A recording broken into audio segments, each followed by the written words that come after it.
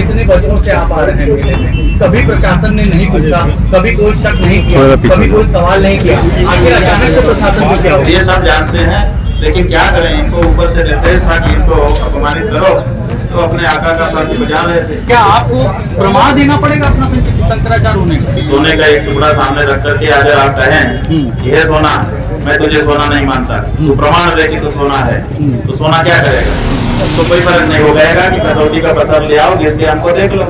जब हम गंगा का आंदोलन कर रहे थे तो कांग्रेस की सरकार केंद्र में थी, उसके विरुद्ध आंदोलन कर रहे थे, उस समय भाजपा के लोग हमारे पास आके बैठते थे कि हमको बताइए क्या काम है, क्या काम है। जब हम मायावती के खिलाफ मंदिर तोड़ने के मामले में आंदोलन कर रहे थे, तभी ये आते थे, तो तब हम सब बहुत अच्छे थे। और अब जब हम गौ माता की रक्षा के लिए आंदोलन चला रहे हैं और ये सरकार में है, ये चाहे तो गौहत्या बंदी कर सकते हैं, लेकिन ये गौहत्या बंदी नहीं कर रहे हैं, बल्कि गौहत्यारों से चंदा लेकर के अपनी राजनीति चमका रहे हैं। आप ये बताइए, केशव प्रसाद मौर्य का साफ बयान आ गया, दोषी हमको बख्शा नहीं जाएगा। क्या बातें लड़ नहीं पाते हैं, ताकत तो सारी इन्होंने अपने पास रखी हुई।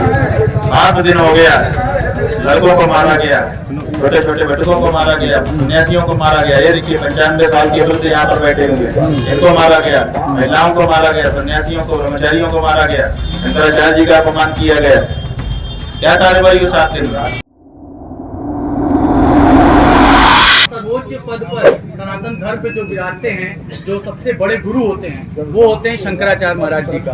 महाराज जी इतने वर्षों से आप आ रहे हैं मेले में, कभी प्रशासन ने नहीं पूछा, कभी कोई शक नहीं किया, कभी कोई सवाल नहीं किया, आखिर अचानक से प्रशासन को क्या हो गया?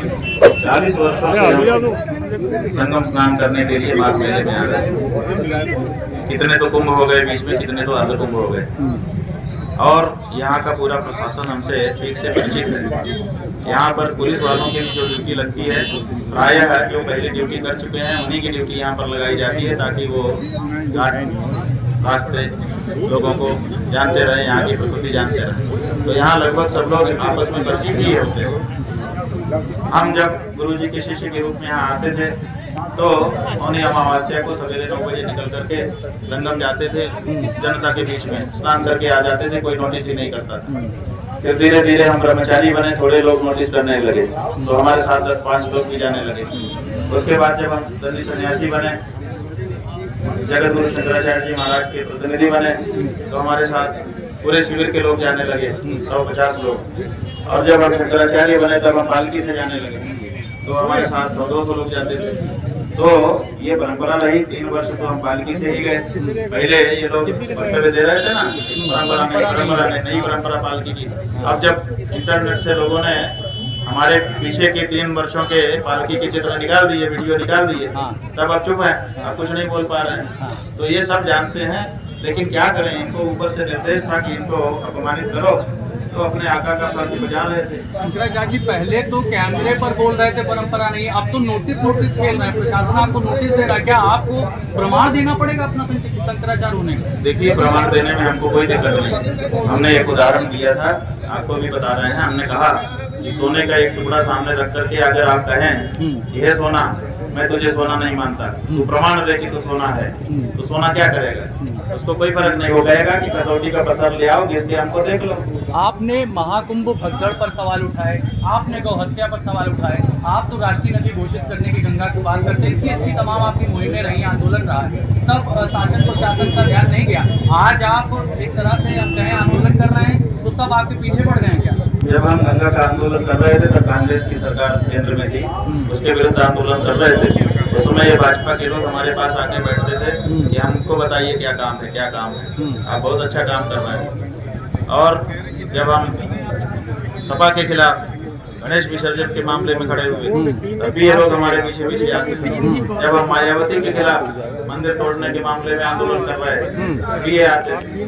तो तब हम सब बहुत अच्छे थे। और अब जब हम गौ माता की रक्षा के लिए आंदोलन चला रहे हैं और ये सरकार में है, ये चाहे तो गौहत्या बंदी कर सकते हैं, लेकिन ये गौहत्या बंदी नहीं कर रहे हैं, बल्कि गौ हत्यारों से चंदा लेकर के अपनी राजनीति चमका रहे हैं। तब हमारी बात इनको ठीक नहीं लग रही। आप तो सपा में भी आंदोलन किए, कांग्रेस में भी किए, बीजेपी में भी कर रहे हैं, और अभी की बात की जाए तो आप लगातार गौ हत्या पर सवाल उठा रहे हैं। महाकुंभ भगदड़ पर भी आपने सवाल उठाया, लेकिन योगी राज में योगी आदित्यनाथ को अगर अब आप सीधे कालनेमी कह के पुकार रहे हैं, आप कह रहे हैं कि गौ हत्या जो है वो उसके पीछे पहले बूचड़ खाने जो बोले गए अवैध रूप से चले तो उसको बंद करवाया, तो क्या आप योगी सरकार के कार्यकाल और प्रशासन की जो नीति है उससे नाखुश हैं? अभी आपको लगता है कि पाखंड ढोंग है सर?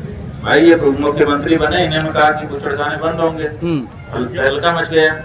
उसी के बाद नवरात्रि आई, लोगों ने बहुत सारी बातें उठाई, आप लोग स्टोरी पर स्टोरी फाइल कर रहे हैं। उसके बाद क्या हुआ, इन्होंने विंडो खोल दिए, अखबार में निकाल दिया कि विंडो खुला है, जो लोग अनियमित हैं वो आकर के लाइसेंस ले लें। तो जो अवैध थे उनको सबको वैध कर दिया। अब वैध रूप से आप गाय काटो, कोई दिक्कत नहीं है, ये कहाँ का नियम है। अब गाय वहाँ पर स्लॉटर हाउस को लाइसेंस है, वहाँ पे कट रही है। इन्हीं की पार्टी के नेता ने खड़े होकर के कहा कि 50,000 गायें रोज उत्तर प्रदेश में कट रही हैं, मुख्यमंत्री जी इस पर लगाम लगाएं। उसका तो जवाब इन्होंने नहीं दिया। और उसको जब वो रामायण की यात्रा निकाल रहा था तो उसको अपने पुलिस से कह करके उसके कुर्ते पड़वा दिए, पटक दिया उसको। ये धर्म युद्ध है, राजनीतिक युद्ध है, क्योंकि आप ये बताइए केशव प्रसाद मौर्य का साफ बयान आ गया है, दोषी हमको बख्शा नहीं जाएगा, कार्रवाई की जाएगी, तो क्या कहेंगे? क्या वही है कार्रवाई अभी तक?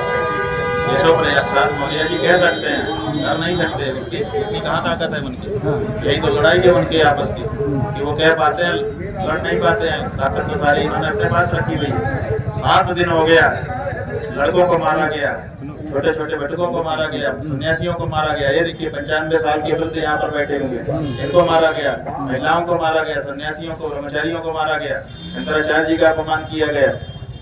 क्या कार्रवाई हुई 7 दिन में? ये बेहद दुखद है। आखिरी सवाल हमारा ये है कि इसी तरह से आप अभी 6 दिन से अनशन पर बैठे हैं, आंदोलन कर रहे हैं, आगे और कितने दिन? क्या प्रशासन जब तक सुध नहीं लेगा आप इसी तरह अनवरत जारी रखेंगे अपना? देखिए हमारी टेक है कि हम अपने शिविर से संगम स्नान के लिए निकले थे ससम्मान। संगम स्नान जब तक नहीं हो जाता हम अपने शिविर में प्रवेश नहीं करेंगे। तो हमारी ये टेक जारी रहेगी और हम सनातनी जनता को इस मामले में जगाते रहेंगे। मूल हमारा मुद्दा ये नहीं है, ये तो हमारी टेक जारी रहेगी, लेकिन हमारा मूल मुद्दा ये नहीं है। हमारा मूल मुद्दा है गौ माता की रक्षा, जो हर हिंदू के हृदय का मुद्दा है। हम चाहते हैं कि गौ माता की रक्षा का कानून केंद्र सरकार बनाए और उसी के लिए हम अपनी आवाज बुलंद करेंगे, जन जन को उससे जोड़ेंगे। सुरक्षा को लेकर भी खतरा है, सीसीटीवी वगैरह लगाए? अब भाई लोग रोज बता रहे हैं कि आपके ऊपर खतरा है, आपके ऊपर खतरा है, कोई सुरक्षा हम लोगों की है नहीं। तो हमारे शिष्यों ने हमको बताया कि तरह तरह की बातें आ रही हैं, हम कम से कम सीसीटीवी यहाँ लगा देते हैं। तो हमने मना नहीं किया, हमने कहा ठीक है लगा।